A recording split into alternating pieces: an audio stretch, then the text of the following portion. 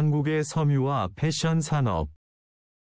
K-드라마와 K-팝의 세계적인 인기에 힘입어 K-패션이 국제적으로 주목을 받고 있습니다. 옷이 날개다라는 속담이 있을 정도로 한국 사람들은 예로부터 때와 장소에 맞는 옷차림을 중요하게 생각해왔습니다. 패션에 대한 선조들의 이러한 관심은 한국의 섬유와 패션 산업 발전의 밑거름이 되었습니다. 원료를 가공하여 섬유를 생산하는 섬유 산업과 섬유를 이용하여 원단을 만드는 방직 산업은 한국전쟁 이후 한국의 경제 재건을 위한 산업화 시기에 시작되었습니다. 특히 대구는 방직업을 중심으로 대규모 섬유 공장이 세워지면서 섬유도시로 발전하였습니다. 2000년대에 이르러 한국의 섬유 산업에 첨단 기술이 도입되면서 기능성 섬유와 같은 고품질의 소재를 생산할 수 있게 되었습니다. 이러한 결과로 2022년 한국의 섬유 산업은 화학 섬유와 편직물을 중심으로 세계 시장 점유율 6위라는 높은 경쟁력을 갖추게 되었습니다.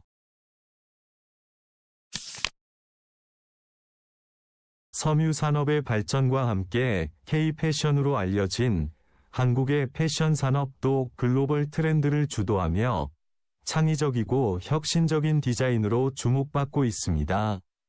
서울 패션 위크와 같은 국제 패션 이벤트에서 한국 디자이너들 위 작품이 많이 소개되고 있으며 K-드라마의 영향으로 의류뿐만 아니라 모자와 신발, 액세서리 등도 해외에서 큰 인기를 얻고 있습니다. 빌트인 가구. 빌트인 가구는 주택이나 건물의 특정한 실내 공간에 딱 맞게 제작되어 내장되는 붙박이 가구를 말합니다. 옷장, 수납장, 장식장, 책장 등이 주로 빌트인으로 설치됩니다. 빌트인 가구는 사용자의 취향 및 공간의 특징에 맞추어 설계되기 때문에 공간을 효율적으로 활용할 수 있게 해준다는 장점이 있습니다. 또한 벽이나 바닥에 고정되어 있어 일반 가구보다 견고하고 안정적입니다. 그러나 빌트인 가구는 설치와 철거에 비용이 많이 들고 디자인 트렌드가 바뀌거나 더 이상 필요하지 않아도 쉽게 교체하거나 철거하기 어렵다는 단점이 있습니다. 이러한 단점에도 불구하고 고품질의 빌트인 가구는 실내 인테리어와 조화를 이루며 깔끔하고 현대적인 느낌을 주기 때문에 더욱 인기가 많아지고 있습니다. 최근에 지은 아파트에 고급스럽고 실용적인 빌트인 가구가 많이 설치되고 있는 것도 이 때문입니다. 또한 최근에는 가구뿐만 아니라 에어컨, 전기 오븐, 식기세척기 등의 가전제품도 빌트인으로 제공되어 더욱 편리하고 세련된 공간을 제공하고 있습니다. 건설 현장의 중장비. 교량이나 도로, 큰 건물을 짓는 대규모의 공사 현장에서는 다양한 중장비가 사용됩니다. 건설 중장비는 사용 목적에 따라 아래와 같이 토목 장비, 운반 장비, 포장 장비 등으로 분류되는데 무엇보다 안전하게 사용하는 것이 중요합니다. 토목 장비.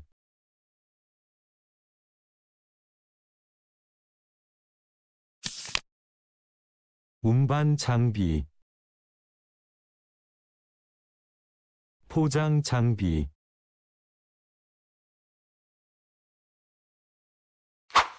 한국의 대규모 토목 공사. 토목은 도로, 철도, 공항, 교량, 댐 등 사회 기반 시설을 건설하는 공사를 말하는데 한국은 우수한 기술력을 바탕으로 국내외에 다양한 대규모 토목 공사를 수행해 오고 있습니다. 사막을 녹지로 만들기 위한 20세기 최대 규모의 토목 공사로 사막의 녹색혁명이라 불리는 리비아의 대수로 공사도 한국의 기술력으로 진행되었습니다. 한국에서도 한국의 지도를 바꿀 정도의 대규모 토목 공사가 여러 차례 이루어졌습니다. 먼저 세계로 통하는 한국의 관문인 인천국제공항은 대규모 토목 공사로 이루어진 결과물입니다. 인천국제공항은 인천 앞바다에 있던 몇 개의 섬을 간척하여 건설한 동북아시아의 허브 공항입니다. 인천국제공항을 송도국제도시와 연결하는 인천대교는 수상교량의 길이가 21.38km 나되는 한국에서 가장 긴 다리입니다. 2009년에 개통된 인천대교는 왕복 6차로로 주탑의 높이가 무려 238.5m에 이르는 한국에서 가장 거대한 사장교입니다. 2010년에 개통된 거가대교는 부산과 거제를 연결하는 다리입니다. 사장교와 육상터널, 해저침매터널, 서브마린 임머스드 터널로 이루어진 총 길이 8.2km 세계에서 가장 긴 해상다리 중 하나입니다. 거가대교는 부산과 거제를 연결하는 중요한 교통로로 사용되고 있을 뿐만 아니라 인근 지역 간의 교류를 촉진하는 데도 크게 기여하고 있습니다. 스마트팜. 스마트팜은 농업의 정보통신기술, ICT를 접목하여 농작물을 효율적으로 관리하는 농업 시스템입니다. 스마트팜은 농작물의 생산성을 향상시키고 노동력을 절감하게 해주며 친환경 농업을 실현하는 데 도움을 줍니다. 스마트팜은 딸기, 수박 등의 과일류부터 상추, 청경채 등의 채소류와 바질, 로즈마리 등의 허브류에 이르기까지 다양한 농작물을 재배하는 데 활용되고 있으며 미래 농업의 중요한 요소로 더욱 주목받고 있습니다. 스마트팜은 농작물의 성장 환경을 관리하기 위하여 센서와 네트워크 기술을 활용하고 성장 조건을 최적화하기 위하여 빅데이터와 인공지능 기술을 활용합니다. 이와 같은 스마트팜 기술은 농작물의 수확량과 품질을 향상시키고 자원을 효율적으로 관리할 수 있도록 해줍니다. 한국은 스마트팜 분야에서 빠르게 성장하고 있는 국가 중 하나입니다. 한국 정부는 스마트팜을 미래 농업의 핵심 분야로 인식하고 다양한 정책으로 스마트팜의 보급과 발전을 지원하고 있습니다. 그 결과 스마트팜 기술이 빠르게 보급되고 있으며 스마트팜 농업의 시장 규모도 2021년 이후 연평균 약 15% 정도의 성장률을 보일 정도로 크게 확대되었습니다. 한국의 육류 소비. 한국인의 육류 소비량은 지난 몇십 년 동안 크게 증가했습니다. 2023년에 처음으로 1인당 육류 소비량이 60kg을 넘어섰는데 1인당 쌀 소비량 56.4kg 보다 많은 것입니다.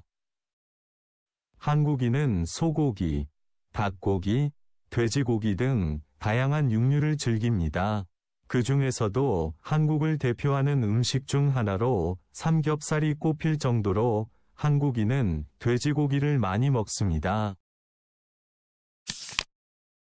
그 뒤를 이어 소비량이 많은 것은 닭고기와 소고기입니다. 닭고기는 삼계탕, 찜닭, 닭갈비, 프라이드 치킨 등 다양한 요리의 재료로 사용됩니다. 특히 한국의 프라이드 치킨은 세계적으로 매우 인기가 있습니다. 대구에서는 매년 여름 치킨과 맥주를 함께 즐기는 치맥, 치킨 플러스 맥주 페스티벌이 열리는데 많은 한국인들이 찾아와 치킨 축제를 즐깁니다. 소고기는 육류 중에서도 가장 고급의 식재료로 인식되어 한국에서 나고 자란 소를 가리키는 한우, 한국의 소는 고급 육류의 대명사처럼 쓰이고 있습니다.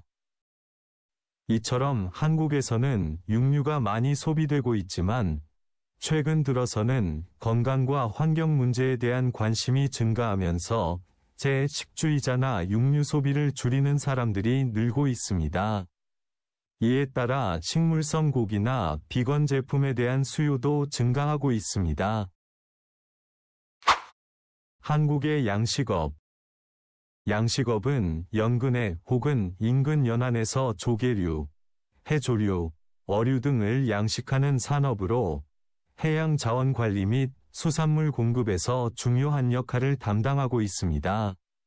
한국은 삼면이 바다로 둘러싸여 있어 양식업에 적합한 환경을 갖추고 있습니다. 2022년 수산물 생산량을 기준으로 볼 때 양식업은 어업을 추월하여 그 비중을 높여가고 있으며 한국은 양식 생산량에 있어 전 세계 상위 10개국에 포함됩니다.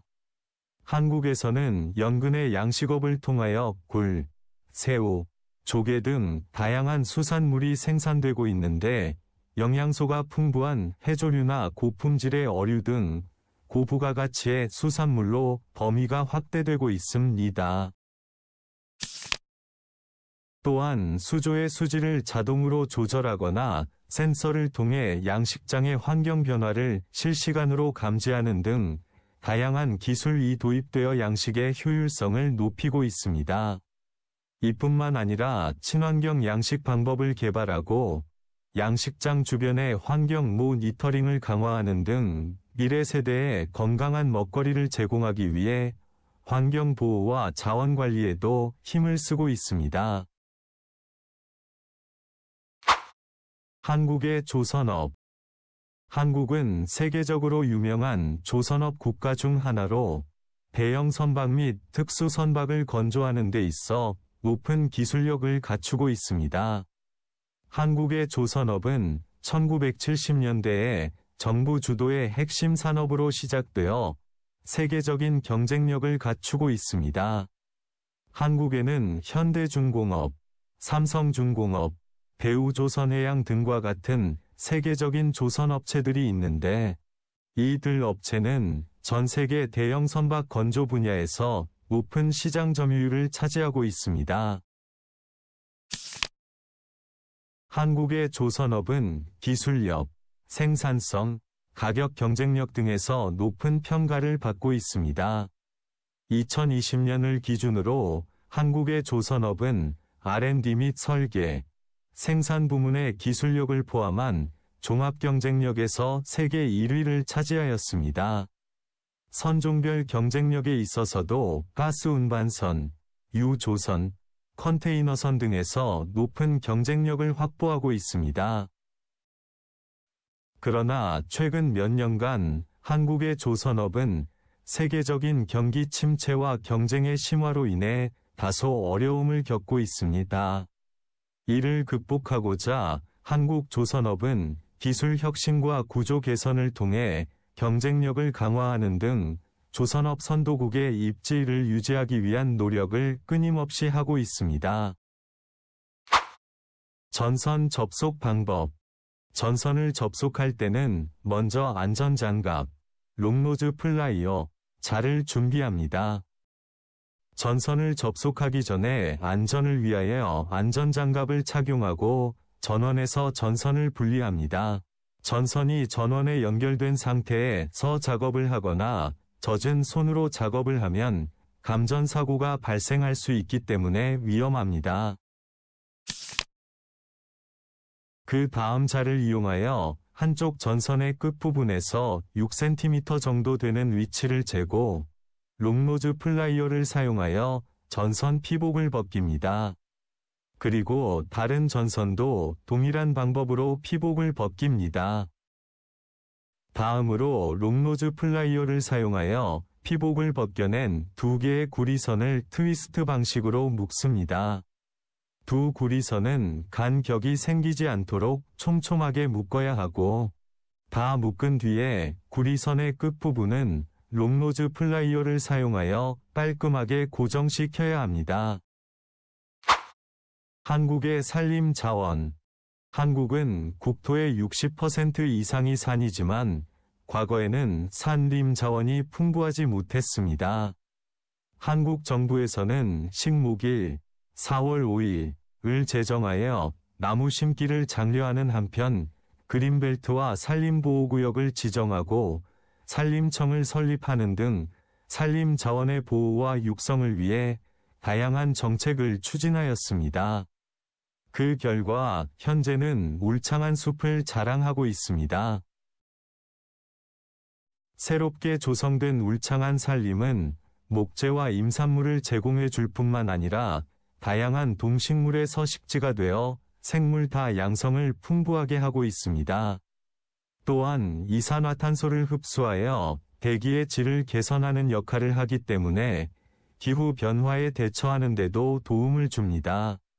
최근에는 휴양, 관광, 스포츠, 레크리에이션 등의 공간으로도 활용되고 있습니다. 인간에게 다양한 혜택을 주는 산림을 보호하기 위해서는 불법 벌목을 방지하고 산불 안전 수칙을 준수하여 산불을 예방하는 것이 중요합니다. 그런데도 산불이 나면 피해를 최소화할 수 있도록 신속하게 대응하는 것도 잊어서는 안 됩니다.